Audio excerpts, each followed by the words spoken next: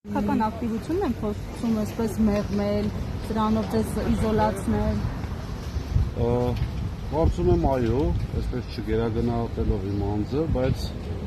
ուղղված է եւ իմ ակտիվության դեմ, եւ մեր քաղաքական ուժի տարբեր անոնսները տվել են արդեն, այնպես որ զարմանալի չի, գաղտնիք չի։ Լավ, ձեզ ընտրած քաղաքացիներին այս պահին ինչ ուղերձ ունեք։ Ինձ մնան, իրենց ընտրությանը հավատարիմ մնան, երկրին հավատարիմ մնան, եւ ես համոզված եմ, որ հաղթանակ անպայման լինելու է,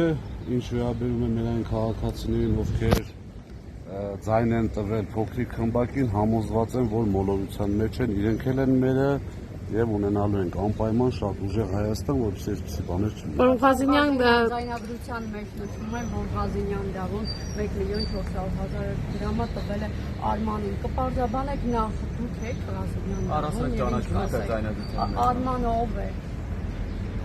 Ենթադրում եմ Արմանը ինձ շատ մտերիմ անձ է, ենթադրում եմ, եթե այդ Արմանի մասին է խոսում,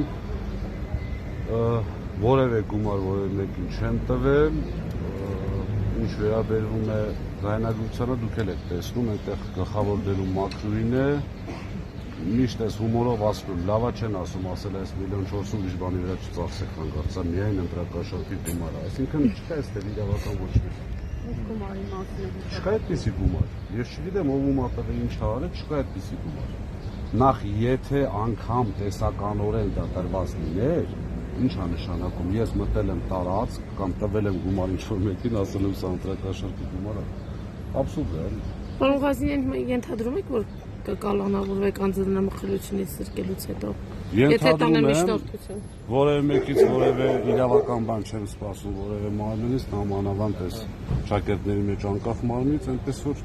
պրոցեսը բոլորս էլ պատրաստ ենք, ամեն ինչ շատ լավ է։ Շնորհակալություն։